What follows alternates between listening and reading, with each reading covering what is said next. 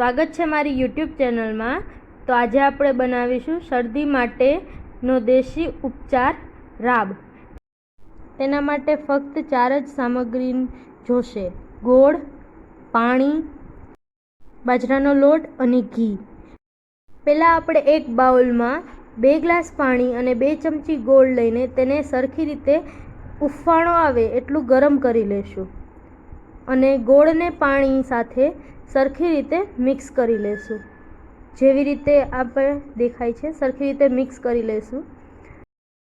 ત્યારબાદ આપણે એક તપેલામાં 2 થી 3 ચમચી જેટલો બાજરાનો લોટ લેશું અને તેમાં 1 થી 2 ચમચી જેટલું ઘી નાખીને થોડો ટાઈમ આપણે તેને થોડોક શેકી લેવા દેશું।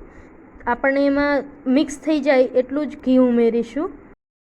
આપણે તેને પ્રોપર સ્પૂનની હેલ્પથી એકદમ રોસ્ટ થવા દેશું અને ધીમી ફ્લેમ ઉપર રોસ્ટ કરીશું જેથી બળી ન જાય।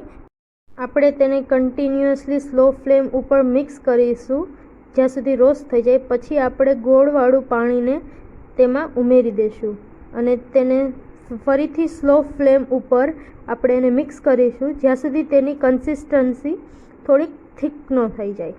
ત્યારબાદ આપણે થોડુંક સૂંઠ નાખીશું તમારા ટેસ્ટ પ્રમાણે।